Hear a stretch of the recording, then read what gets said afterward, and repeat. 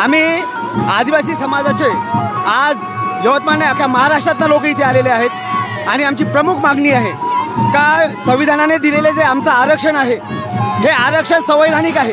याच्यामध्ये कुठल्याही जमातीला जातीला आता नवीन यादीमध्ये टाकण्यात येऊ नये। आमची जी यादी आहे तेवढीच राहावी, संविधानाने दिलेले हक्क अबाधित राहावे यासाठी हा मोर्चा मोठ्या संख्येने आज यवतमाळमध्ये झालेला आहे। प्रशासनाला, मुख्यमंत्र्यांना, सर्वांना आम्हाला सांगून द्यायचं आहे की आज आमचं आरक्षण हे अबाधित राहिलं पाहिजे। कुठला बंजारा असो, धनगर असो, कुठलाही समाज याच्यामध्ये आम्हाला अंतर्भूत करता येता कामा नये या प्रमुख मागणीसाठी। आणि याच्यासोबत अन्य मागण्या आहे, पण आम्हाला आदिवासींना न्याय मिळालाच पाहिजे।